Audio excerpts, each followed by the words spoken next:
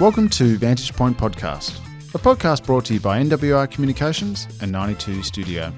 This podcast is intended for education and entertainment purposes only and does not constitute financial advice. G'day and welcome to the latest episode where we're joined by David Brudenell, the Executive Chairman of Decidr.ai, which is listed under the ticker DAI on the ASX. And with a career that spans leadership roles across global firms and cutting-edge tech ventures, David brings a unique perspective on how artificial intelligence is transforming decision-making across industries. In the episode, we dive into his journey through the corporate world, what inspired him to join Decidr.ai, and the massive opportunity that he sees in agent-based AI. We'll also explore what this means for investors, the enterprise landscape, and the future of intelligent decision automation. We hope you enjoy. David, thanks so much for joining us. It's a pleasure. Before we get started in terms of the Decidr.ai story, just for the benefit of listeners, just give us a bit of your background as to how you came to be at Decidr.ai. I understand you're at Appen and Flair HR. If you just give us a bit of a background to start there. Yeah. Thanks for having me. Pleasure. It's good to be in Melbourne. Background. I think my background can be told in three simple parts of it. I think just before Decidr, I worked for a fantastic company founded by Daniel Cohen and James Winden called Flair HR, and it originally started as a benefits company, competing with Rippling and some of those big U.S. clones that were over in the States.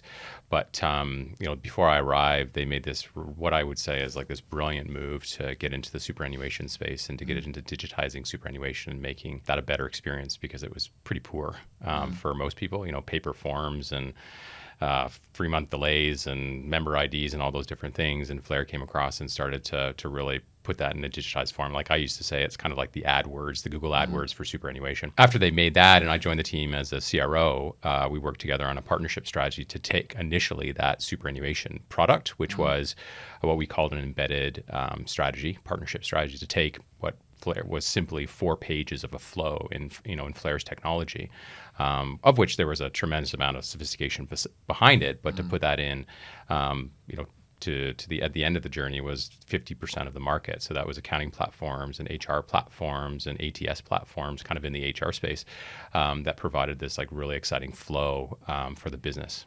So at the end of that kind of first part of that journey, it was 1 in 2 people pretty much who started a job in the country would touch Flair's technology, which was really remarkable on the back of that.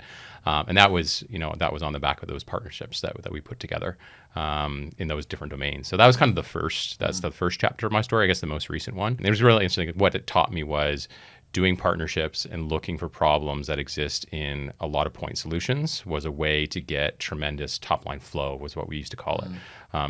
If it's people starting a job. And what was that experience? And it was pretty poor before, and we improved it a little bit.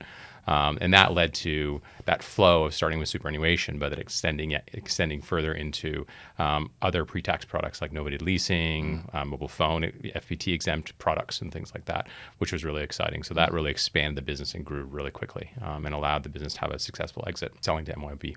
And how much was that for? That was a pretty solid number in the end, wasn't it? It was a pretty solid number. It's not disclosed to the market, but we achieved all the goals that we wanted to. And I think getting to near enough 50% market share in the domain kind of was a result of that. In what space of time? Blair was operating for 7 years in total, but it wasn't really until, every startup goes through its changes and its pivots and things like that. It wasn't until I'd say the last 24 months that we really went from kind of a startup to a pure hyperscaler.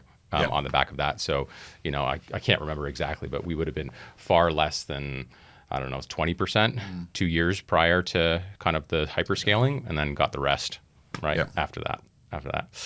Before Flair, I was working at a fantastic company called Appen. And Appen was and still is the largest provider of training data for AI model development globally.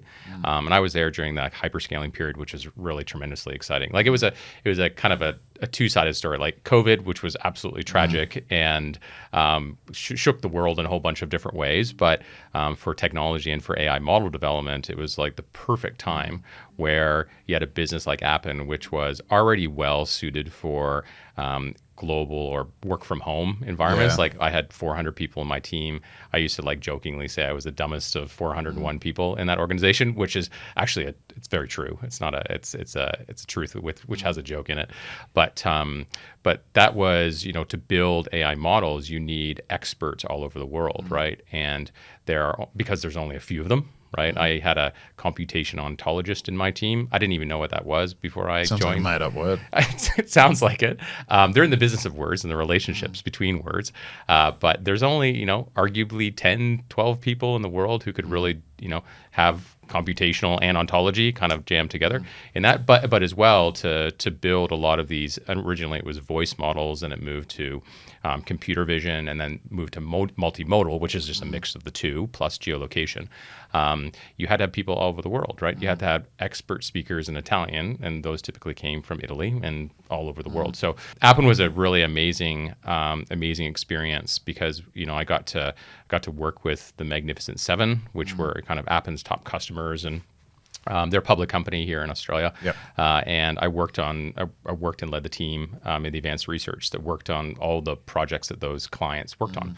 And I see the outcomes of that effort all over the world, like on people's wrists, and when people go to parties and take pictures, and when people's dogs go into their phones in an organized manner, all those things, as well as some like really exciting stuff that I don't think is even coming out yet, that will come out, right, on it. We had one customer in the States that they had a 20-year horizon. So we worked on projects 5 years out, 10 years out, and 20 years out. And so it goes to show some of these customers and how long their vision is, or like the horizon that they're looking at. It's not like a typical ASX investor.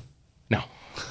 No. Well, they had the means, to be able to do that. And we're seeing it today with, the intense discussion from not only the Magnificent Seven, but I'd say probably the top Fortune 30 around data centers and energy consumption and those types of things. Like we were aware of those things when we were working at Appen, because it went into kind of model refinement and model efficiency, like even the compute efficiency that was going into it. But that was just to round off that part of that kind of chapter 2 of my story. That was really exciting because it taught me what it was truly like to build a model. And it's not like science fiction, right? The vast majority of the sophistication and intelligence of these models came from actual humans, right? At Appen, there was a crowd of what we used to call it of contributors that was well over 2 million people. And they were looking at pictures of dogs and putting a box around that picture and saying, like, this is a dog. And so that's why these original models were so expensive to actually build. But what it also taught me is that models today, there isn't a general model, right? OpenAI and Anthropic and those companies, they're working towards a general model. And there's some good math to support that can be achieved, right? The scaling laws that can be achieved from that. But as of today, models are highly, highly specialized, right? So it's a model to identify cavoodles, right? That's a model, and a tremendous amount of work and effort goes into that. And when you start to put models together in a multimodal experience, which is, well, I need to know if I'm looking through my Ray-Ban glasses and I ask my Ray-Ban in the future, right, what kind of dog is that? It needs to know everything from like the lighting at the time of day to where you are to your height to a whole bunch of other things that kind of combine many, many, many models together to be able to do that. So I kind of learned that building proper commercial grade AI is very, very expensive to do it properly, because you have to deal with these tremendous amount of use case exceptions on the back of it, right? There's one project that we worked on, which was traffic signs. So a stop sign, right? Sounds simple, right? But if you think about how the sun hits the stop sign during the day, there's some stop signs that are faded. Some have snow on them, coming from my Canadian heritage, right? Some have bullet holes through them. If you drive through Texas, like there's a whole litany of different variations of just a stop sign. And all those variations need to be identified first by humans, then into the model, which takes guesses at it, and then humans look at the results from the model. So it gets really specialized very fast on it. And then prior to that, I had the great opportunity to kind of work all over the world. Before coming back to Australia, I worked in New York and San Francisco, and that was I had an in-between stage where I worked for a novated leasing and fleet company out of it, which was cool. cool. I led their consumer arm. It was a publicly listed company called Eclipse, and I ran carloans.com.au and a couple other finance consumer brands. That was a brief one. I don't make that a big chapter. That's more like a in between of it. But what it taught me was how to work in a highly regulated environment. And I worked in a business that was a fleet business, which had a lot of legacy technology. So I got firsthand experience of what it was like to work in big, oldish, clunky enterprise for it, which was a totally new experience for me. But outside of today, where I spit out a lot of words, and I usually listen more than I talk, so I was kind of eyes wide open and ears wide open going into that business and kind of absorbing as much experience as I could. But before then, I was in the States, working in New York, hell of a town, loved the place, and then in San Francisco, which was not what I expected out of it. It was really cool. Like I was there in the early 2010s and things like that, which was like, everyone walking around with their t-shirts. I used to say I like single-handedly funded Uber in the early days because I lived at the top of a hill in San Francisco and my office was at the bottom of the hill, so I could walk down to it, no problem. But coming back up, yes, I was a sweaty mess. So thanks to Uber, I was presentable to my wife or fiance at that time. But in the States, and then prior to that in Australia, worked in a startup with the founder of Decidr, Paul Chan. He and I went on a 12-year journey together, building what it was a database company, but it serviced the market research industry. And we became the incumbent here in Australia for online market research, which was surging at that time, kind of the early 2000s to 2010s. And we built some really amazing technology on the back of it. Bit of a small TAM that we were in, and I think we overflexed on our technology, but that resulted in like product excellence, right? For the market, and we were known globally as being, I think I would argue, is like the best provider globally in terms of high quality data for that. So, I guess my experience, as I sum it up, I've been chasing kind of intellectually challenging areas and frontiers of it. There's been a thread of data and architecture through that, and just going around the world and meeting a whole bunch of amazing people and companies. With all due respect, it sounds like that's like 25 years of experience. You don't look like you've had 25 years. Maybe you haven't been stressed enough. But now, managing director and CEO of Decidr, a listed company, is probably you might see a few more grey hairs. So dovetails nicely in terms of Decidr.ai and Paul Chan being the founder and chief innovation officer.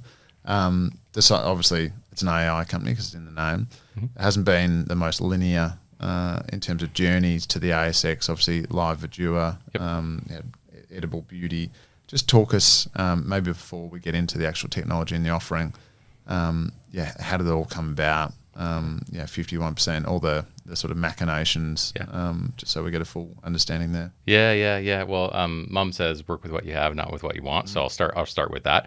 But just actually before that is, that working relationship that Paul and I had at Pure Profile, which is well over a decade. And, we've been in contact and worked on things since then. We have this amazing working relationship. I feel very lucky. We have this duality of leadership in it, where Paul is a true visionary. He's a deep thinker. He's a wide thinker as well. Like he's very commercially astute, and I'm kind of like the dad of the company, and we work really well together for where Paul looks at this vision and architecture, and I'm able to kind of translate that and take pieces of it to actually pull it together and productize it, right?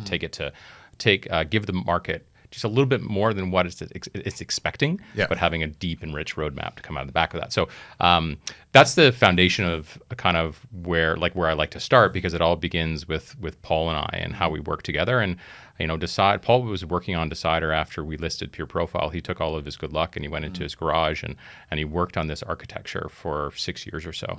And it was built on the back of some of the things that we'd been doing at Pure Profile, really trying to match people to brands and organizations as with as high efficacy as possible.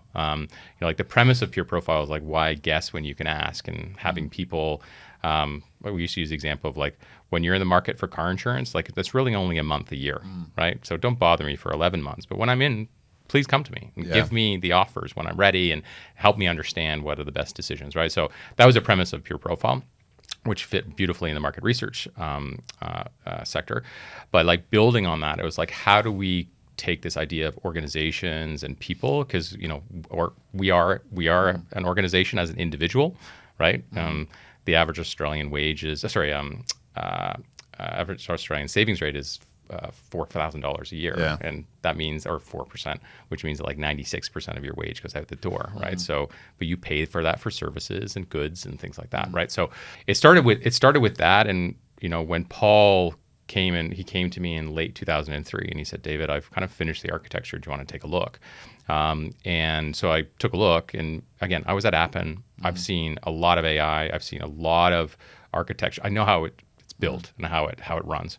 And I'd never seen this before. And it was just such a new way to think about how to use and work with AI that I thought was quite revolutionary. And he said, Paul had done a deal with the prior board for that, which I thought was really, I think it was a really good idea, kind of in retrospect. Some hard days on the market, I think otherwise, but I think in the long view, it was a really smart move, because there's a couple things that were happening, like the LV1 group. It had 13 C's in edible beauty. This was during COVID time. It's hard to think. For me, it's hard to think back that far, but that's when like cannabis and activated cannabis were just surging. But then one platform like Facebook can come across and say, "Hey, doesn't matter." Direct everything. And everything like gets tanked on the back of it. So it was kind of like it was a group that was looking for a new vision.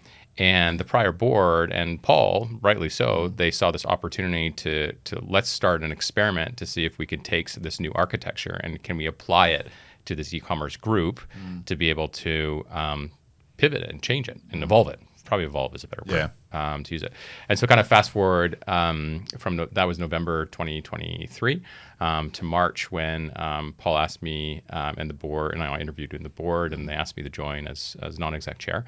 And that's where we started the journey. So I think kind of the transition from there was, well, there's something in this technology. Every business will become an AI business in the future. Let's be the first one that starts that journey, or one of the first, right, to become an AI first business. And then go through the rigorous process of transformation and kind of research and experimentation to see how it works, right? And what ended up happening was Decidr Group, which is the business that Paul owns, and LV1 did a joint venture that created a research subsidiary called Decidr.ai. And through that process, there was an MOU and a commitment that LV1, the group made, or Listco, made to investing in this research vehicle to improve the performance of its stable brands. And kind of like in our 4C, like that's been a successful process, right? It's been three successive quarters of growth, like the average growth of 35%. Now, not all of that is because of the AI transformation and some of the tools and processes and ways of working that Decidr has put in, but certainly it's had a material impact on that trajectory for the business. And so as we were going through that journey, the markets, we were talking about it earlier, like the market is moving at a hyper speed, right? And so currently, like the current, there's Moore's law, which is every 2 years, right? The chips get double in their capacity. It's around 7 months for AI models, right? In terms of their doubling in intelligence on it. And so if you kind of think through, there's been 2 doublings since I joined, and which has meant that the underlying LLM model, and I mean, a lot of people know the word LLM, but there's actually other L's in it. So there's like a large vision model, which is an LVM, and a large geospatial model that sit underneath. So there's actually 3 big L groups there, but all 3 of those have been moving at a breakneck speed, which has really powered that intelligence. So like the way I like to think about it is a Decidr platform. We use different terms. We're trying to find the right way to describe it, but it's kind of like an AI database layer, which sits on top. So the large language models, the large vision models, and large geospatial models, they sit underneath, right? So they're our brains, right? And that over the last 12 months, that brain went from high school level to graduate level to PhD level, right? On the back of it, which had rapidly moved the output layers, right? Of the abilities of our platform. So, from a group perspective, I think with the board, Jenny and Adrian and I and Paul and some of the senior executives, like we really saw we believe where the world is moving to, and we saw this great opportunity to really double down on this transformation of the group and evolve or reimagine the group into this AI first, AI enablement company. For it. And that culminated in early March when we changed our name to Decidr.ai Industries. And that was also facilitated by the group taking controlling interest in Decidr.ai. So obviously Decidr.ai is the listed co now, owns 51% of Decidr Group. It's complicated. Lots of deciders, yes. Yeah, but at the end of the day, the game plan is to be 100%, obviously. So that'll play out in time. And and in terms of Decidr.ai and Agentic AI, there's a whole bunch of jargon, acronyms, things that myself included, won't necessarily understand. So we'll go slow on that one. But what does it actually do? Like obviously, you built. I've heard you in the past talk about it's an AI database company. I've heard you talk about vertical, horizontal AI, SME versus enterprise. All these sort of different things. You obviously launched or started commercializing in November last year, sort of 6 months in. What are you in market with now, and any customers or revenue, and how does all of that look? Sure. There's a couple points to that question. So I think I'll start with like what are we and what do we do? I think that's probably a good place. And I like to go back because I've seen this image circulating around the internet recently, which was the horseless carriage out of it, and it was this. It's like what people thought about putting an engine into, and it looked just like a stagecoach with a chimney and a coal-fired plant on the back, no shock absorbers, nothing on the back of it. And like what I like to talk about that is like that's kind of a dead end when that new technology came in, right? You had to reimagine the concept of the automobile, not a carriage, right? In it, and that's really where I think the world is going through right now. We've had 25 years of humans using software to put data into systems, to take that data out, to move it into another system and another system and another system. And so today, most of the AI that people use, right, in that B2B context, would be what I would call like a point solution. So, or point solution or vertical AI. I'm going to try and limit my acronyms and buzzwords, even though my name is an acronym these days. But so there's a lot of point solutions or vertical AI. So like choose your SaaS platform or your SaaS license. They have an AI, right, that you work with. But that AI, from a vertical sense, only references the data that it has access to, right? So Salesforce has Einstein, or any CRM would have its own kind of AI assistant, and it will help you sell more to your top customer, but it won't know if that top customer is a poor payer, right? Because it's not connected to your accounting system. And so where the world is now is kind of like that horseless carriage, where we're trying to put AI into human businesses on it, where AI actually is a horizontal layer, right? It's this moment in time where we have the ability to understand that AI is not human, so it does not think the same way that we do. And we have this, it can look horizontally across a lot of different data and can intuit and can make decisions, and it's a PhD level. It's very, it doesn't have wisdom yet, but it's very, very smart. So at Decidr, we've taken the view to build this, and I've used the word AI database, but this horizontal approach to giving AI access to organizational wisdom on it. And like, what is wisdom? Well, it's a whole bunch of stuff, right? It's your accounting data. It's your Excel spreadsheet that has most businesses run their projections and budgets on it. It's the PowerPoint presentation. It's this podcast, right? And the transcript that comes off of it, right? In it.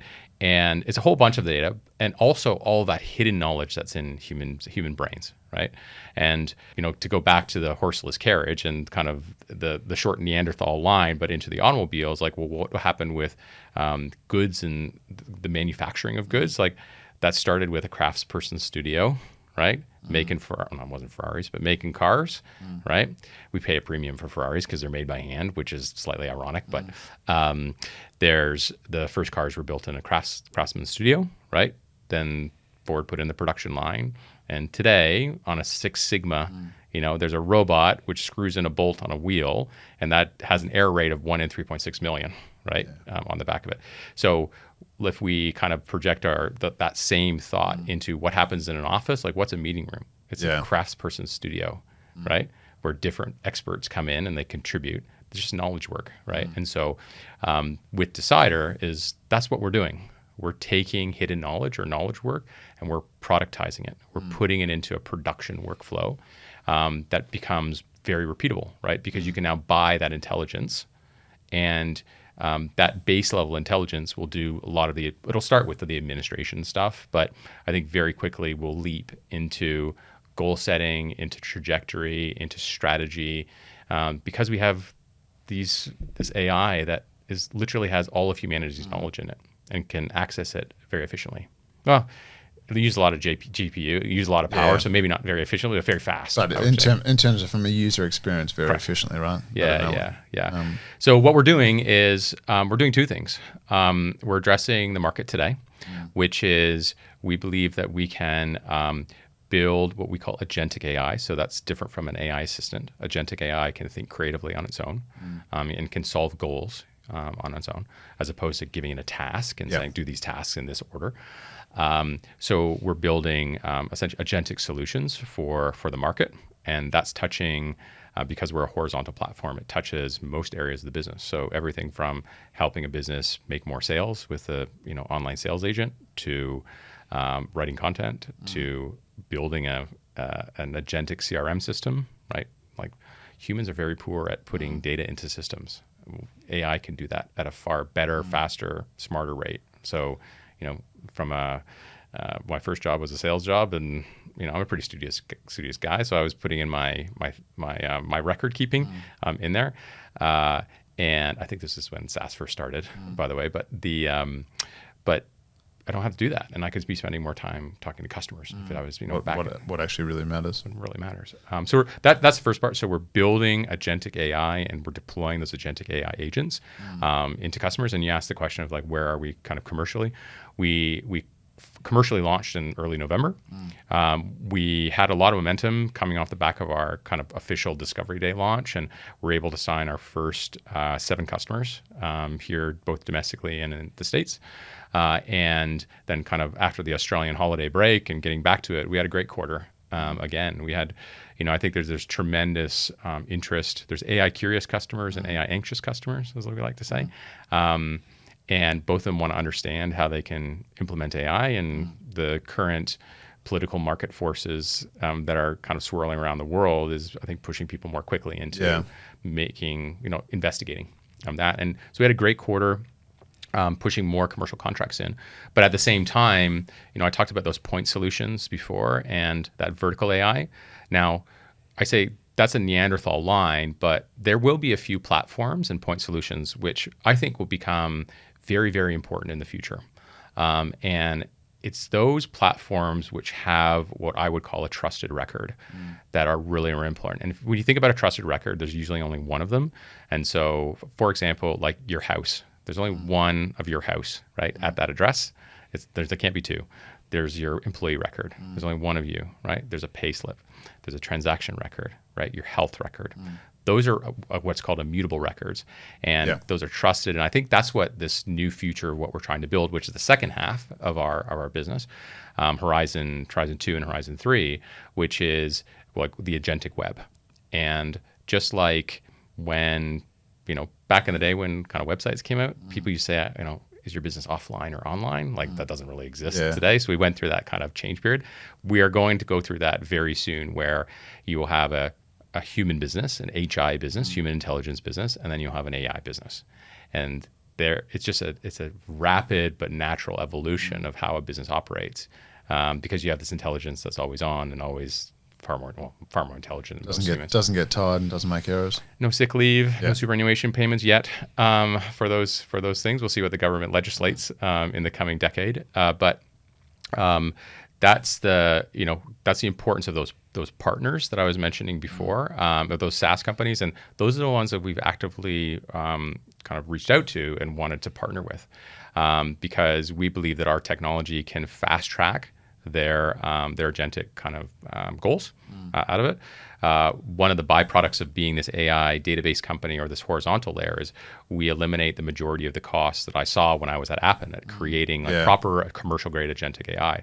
So we can, our method is quite simple. It's very expensive to build AI today in the classic ways because you have to put it on human databases, which are structured, and a tremendous amount of effort and cost goes into that.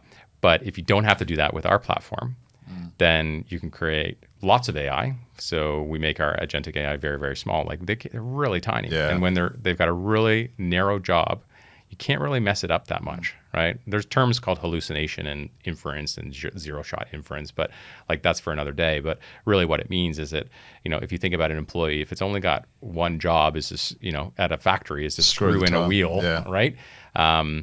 It's going to do that pretty well, right? And if it doesn't get tired and all those other things that humans, kind of the foibles that humans have, it can do that thing very, very well. And so we're able to deploy agentic AI really quickly.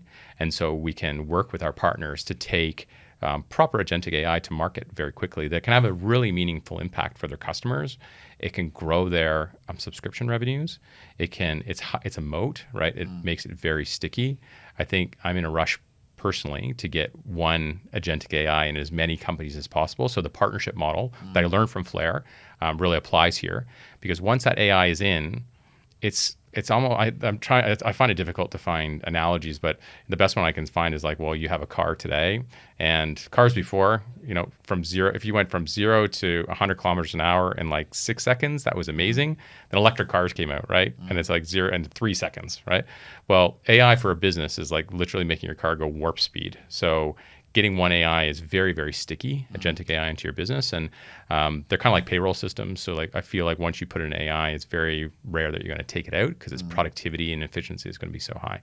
So those partnerships we've been really successful at implementing so far. So we've gone to market very quickly with a major job board in Career One and Elmo.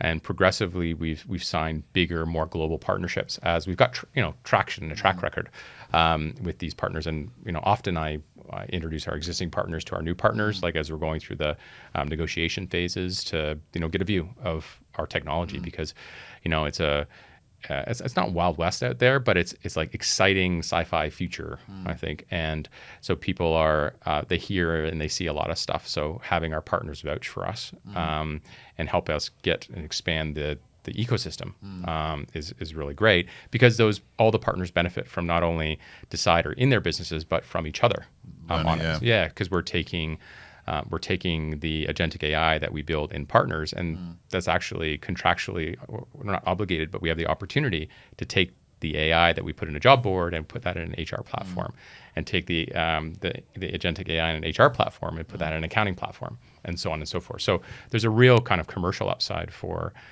these partners.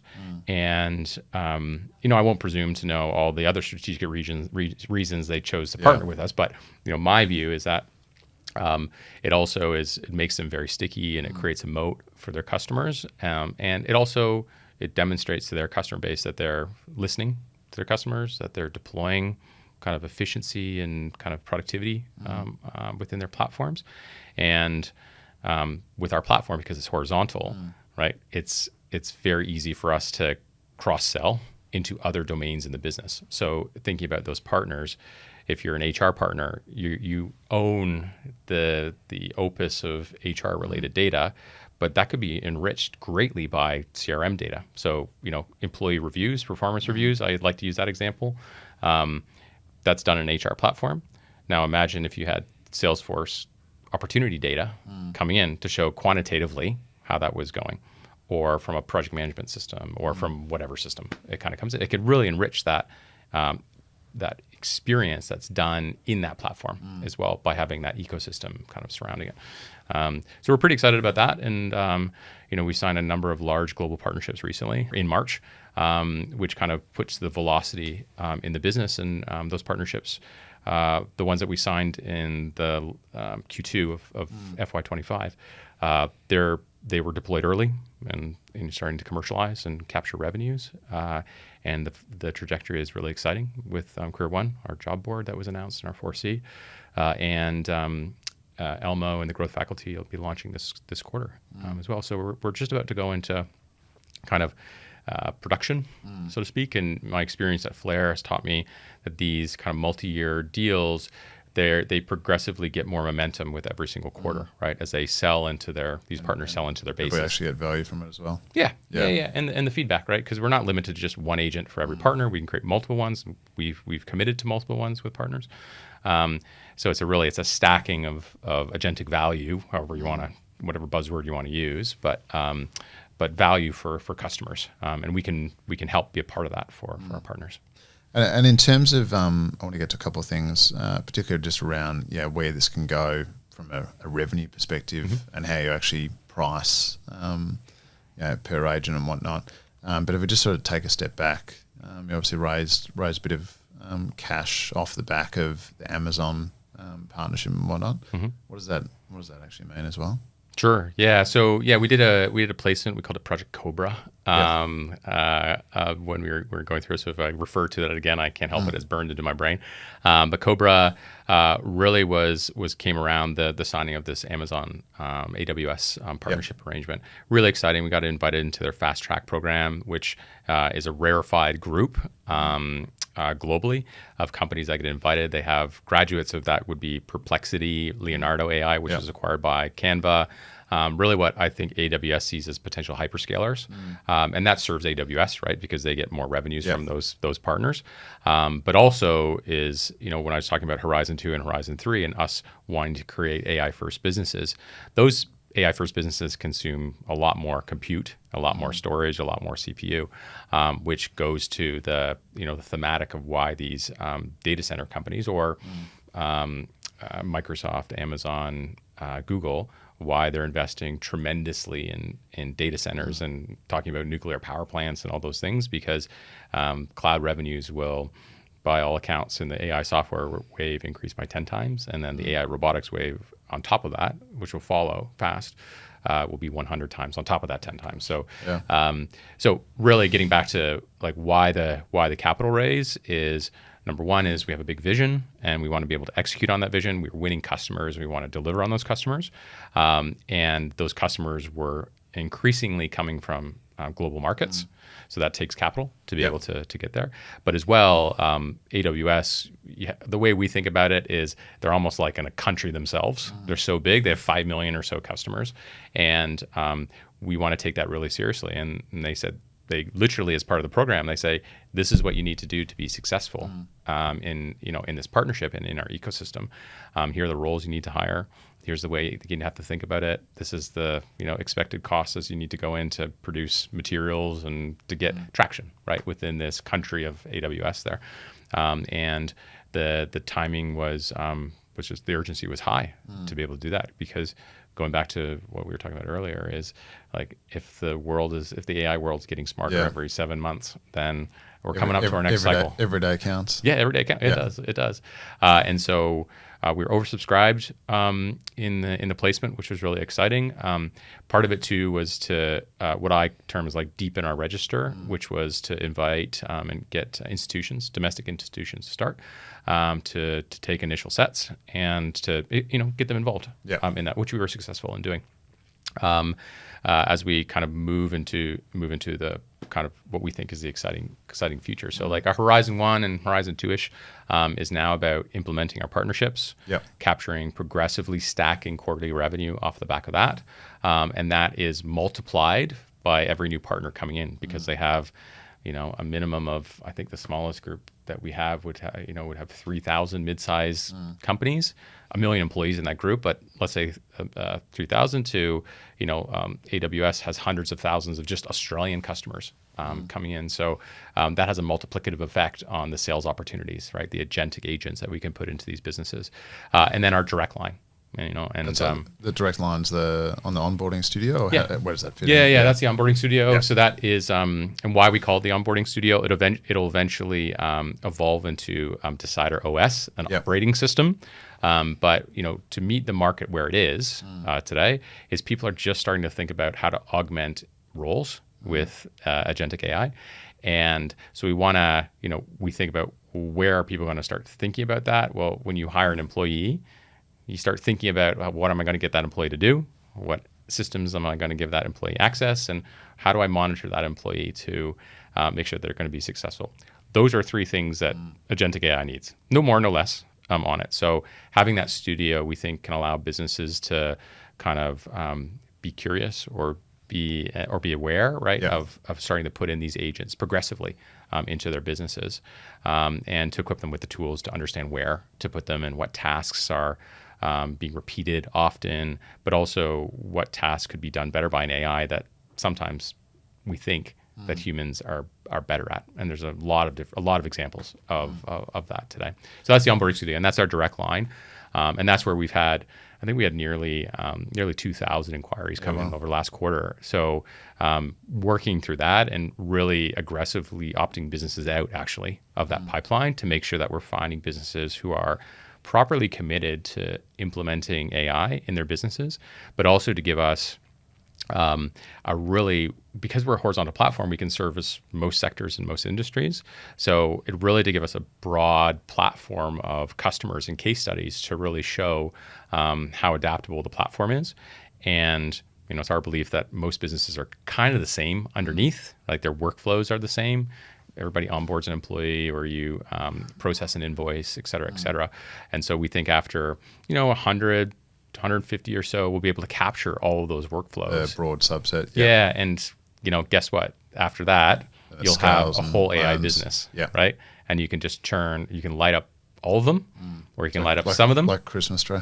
Correct. Yeah. And one immutable record or one pillar that I didn't mention earlier was that's unique is a website. Yeah. There's only one Decidr.ai website on this planet at the URL, and our Horizon 3 is once we have all those tasks and we productize that production line of knowledge, is we're going to just light up all the AI businesses. And we have great platforms like Google and other platforms, SimilarWeb and other things that tell us which are the top 10%, and we'll just light them up. And businesses can then choose to claim them, and they'll be fully operating AI businesses ready to go. And just to finish up on where this can go, and how fast, what's sort of realistic, obviously, in terms of this onboarding studio, when can you sort of see it? Where's the sort of inflection point?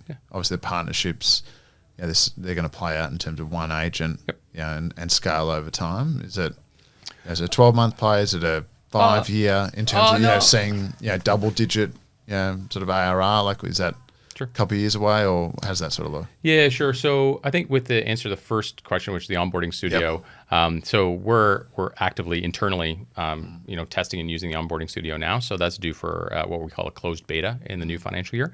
But we'll be using it to launch customers, and we have been over the last couple of weeks. Yep. So that's the direct line. That's exciting because we get this incredible intelligence. The partnership side is beginning to launch and scale. And like as I mentioned before, partnerships, from a revenue perspective, they start small, but they move progressively and they leap every quarter coming through. So I think we have a really exciting trajectory, right? That we're just about to kick off. And we've only launched we launched 3 of our 10 partnerships now. So we've got a deep pipeline to launch, right? Yep. Through this year.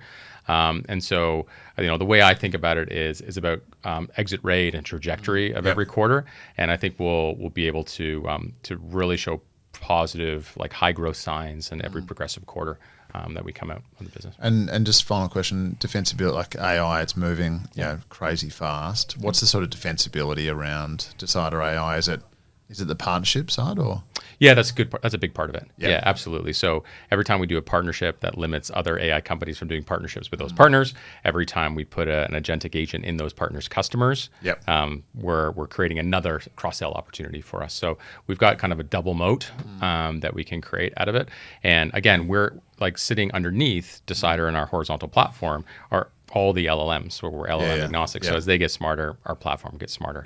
Yeah, so it's not like you're relying on further investing in the model side, which brings you right back to the top of the conversation in terms of app, and that's expensive, expensive business. Yeah.